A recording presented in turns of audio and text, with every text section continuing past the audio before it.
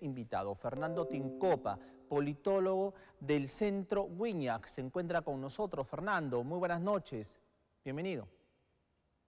¿Qué tal? Encantado de estar aquí, gracias por la invitación. Muchísimas gracias. Hemos querido empezar con ustedes la semana por un análisis más que interesante que ustedes han podido realizar, ¿no?, con diversa data en torno a esta conflictividad que registra, al menos desde este año, en nuestro país. Y quiero empezar por ese lado, al menos por una pregunta general, en el sentido de cómo evaluamos toda esta escalada de la conflictividad político-social que existe, Fernando. Me parece que una pequeña aproximación inicial podría ser cuantificar la intensidad de las protestas.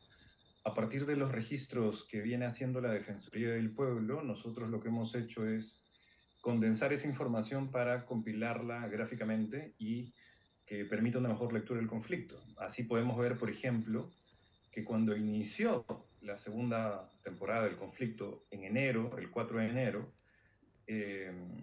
sostener las movilizaciones era algo que le costaba muchísimo a los manifestantes.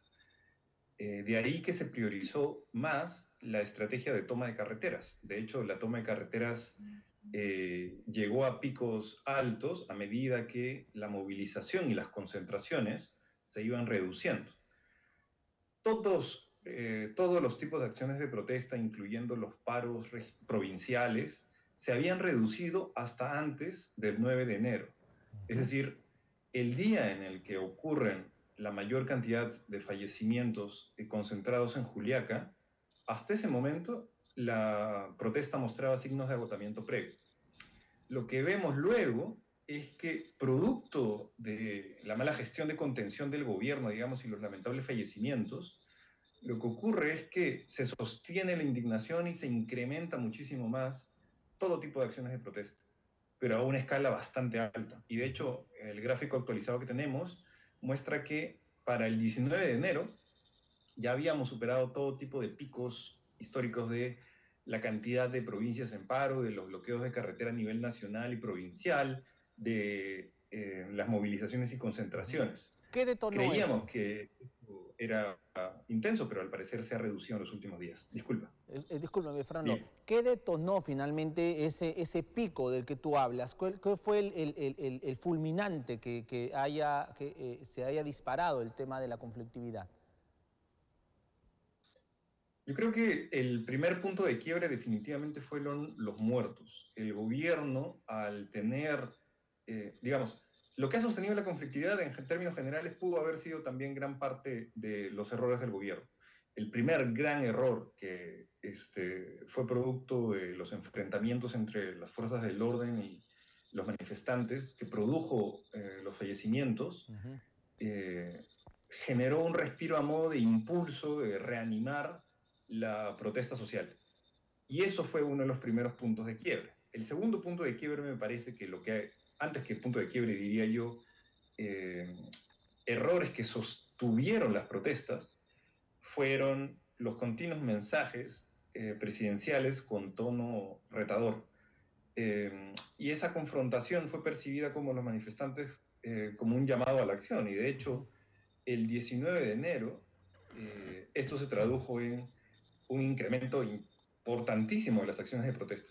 Pero quería resaltar algo que es importante, y es que esas acciones de protesta, que parecían que estaban rompiendo picos bastante altos, no se han sostenido. Y lo que vemos al día de hoy, 23 de enero, es que la caída que ha habido entre el 19 y hoy ha sido brutal. De hecho, vemos que hemos pasado de 145 puntos de tomas de carretera bloqueadas a poco más de 74 el día de hoy.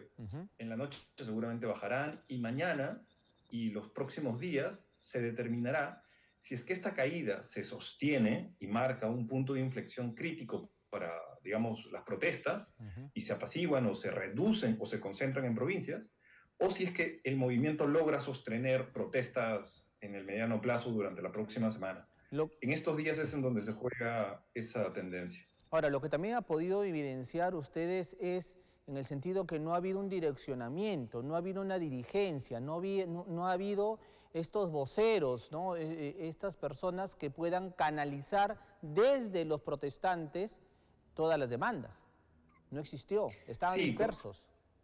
sí, de acuerdo. Y de hecho, contrario a lo que se cree, esto no fue liderado ni dirigido en modo jerárquico por una organización predominante.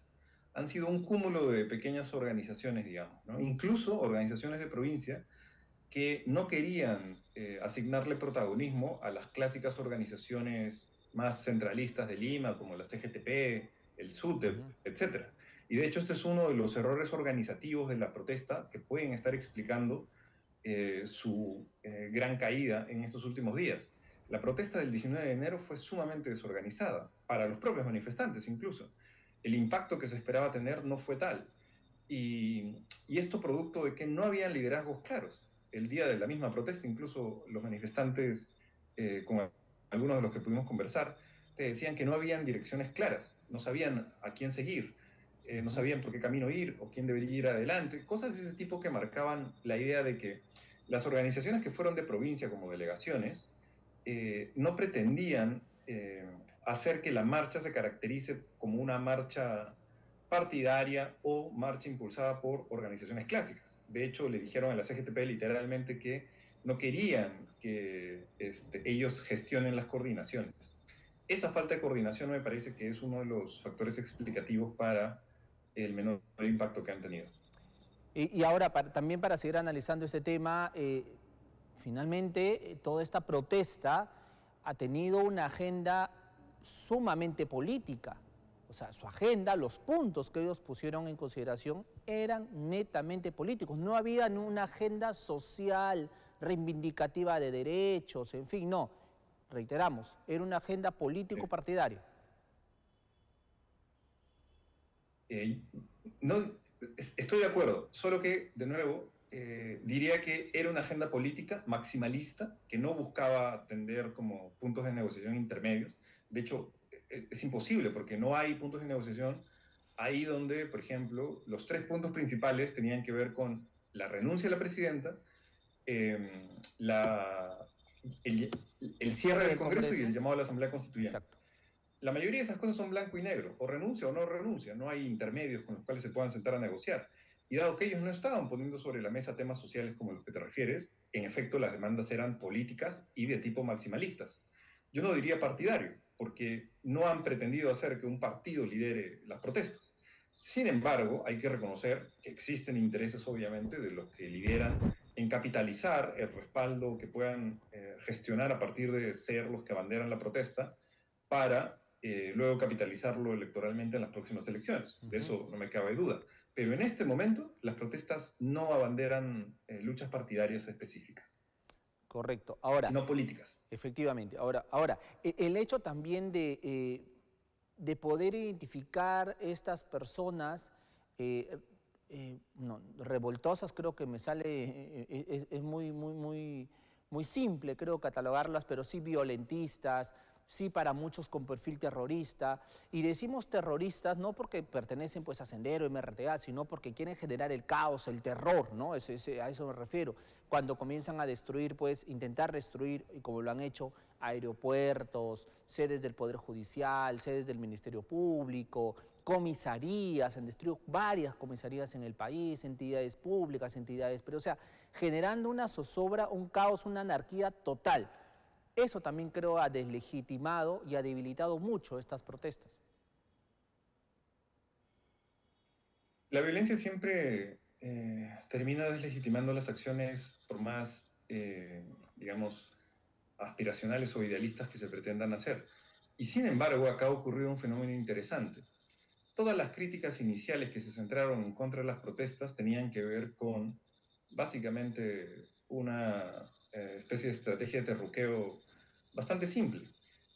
Asignarle a los manifestantes, digamos, una conexión con Sendero, que tú hiciste una diferencia ahí importante en que no era esa la que tú le asignabas cuando lo llamabas terrorista, sino más bien por los actos. Ujú. Y sin embargo, para un gran sector de la población, esto es percibido como literalmente lo primero.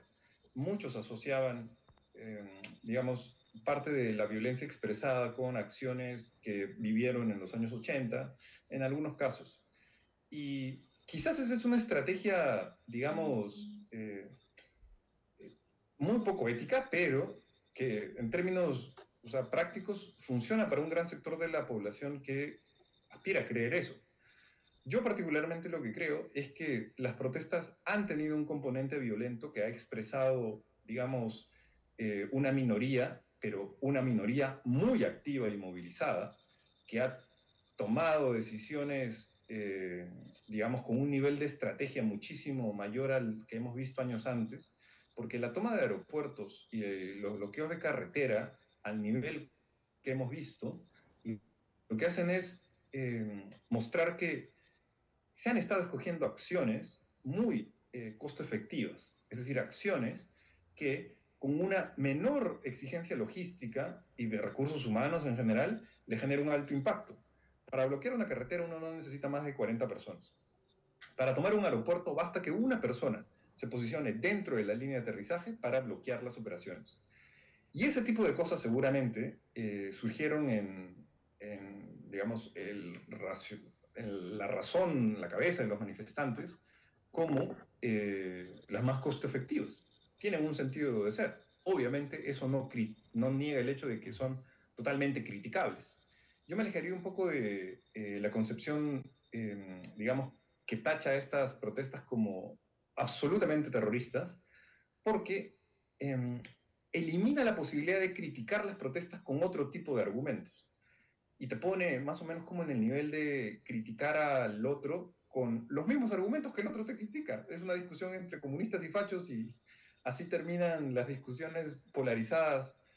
Me parece que la protesta tiene muchísimas más críticas desde varios puntos de vista. Uno de ellos, el de no conceder puntos de diálogo, no tener la capacidad generar interlocutores válidos para sentarse a conversar, ni pretender hacerlo, y arrogarse, por ejemplo, el derecho de no conversar con los representantes del Estado cuando van y le tocan la puerta al gobierno regional y cosas como esa.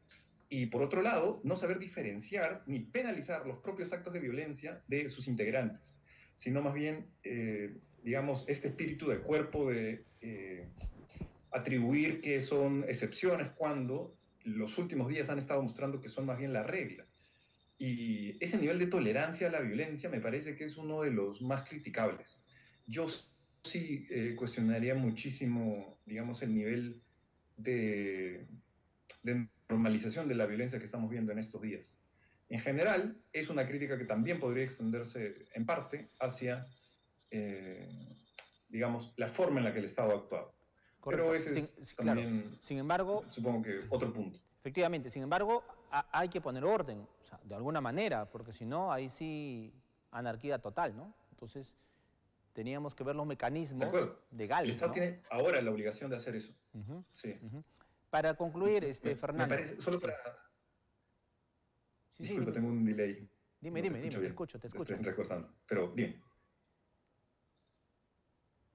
Pregunto, a raíz ya de este descenso de la conflictividad o de las protestas, como lo llamas, eh, ¿cuál va a ser el paso siguiente? Ojo que hay un pedido de adelanto de elecciones, una segunda votación. Estos congresistas estaban en semana de representación, parece que estaban en sus ciudades, relajándose en la playa, en fin, pero no les interesa, parece, no tienen mayor interés de reunirse y adelantar ya el proceso, cuando el Perú lo exige también, eso es más que claro, más que evidente. Creo que hay dos acciones inmediatas. Una es que el Congreso se reúna ya para adelantar elecciones y lo otro es que el gobierno también ya comience a trabajar con las regiones para impulsar el aspecto económico, social, ¿no? De acuerdo. Y de hecho, yo pondría sobre la mesa la posibilidad de que no se adelanten elecciones, o sea, la posibilidad realista de que el Congreso decida no hacerlo.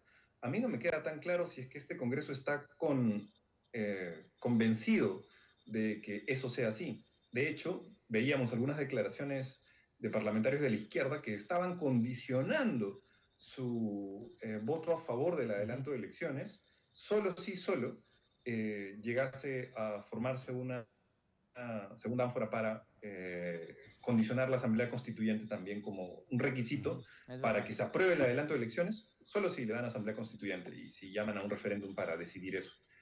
Ese tipo de cosas me parece que pueden darnos algunos indicadores de que los 87 votos todavía no están asegurados. Y este Congreso, como tú bien lo dices, está haciendo oídos sordos a lo que sucede en el país y probablemente tenga más reparos en acelerar el proceso para aprobar esto y hacerlo de la manera correcta, porque probablemente vayan a tratar de juntar en un mismo paquete el adelanto de elecciones, la reelección inmediata de Sí, sí, congresistas, sí. la Terrible. bicameralidad y otras cosas que si bien son buenas, en términos generales yo estoy a favor de la bicameralidad, por ejemplo, no me parece que sea en el momento correcto para plantearlas. Creo que es Efectivamente, algo que se lo deberían dejar al Congreso siguiente, porque efectivamente. podría reactivar muchísimo más la conflictividad social. Exacto. Y en ese sentido yo creo que lo que le correspondería al Parlamento es continuar y asegurar la palabra que dieron en un primer momento para el adelanto de elecciones.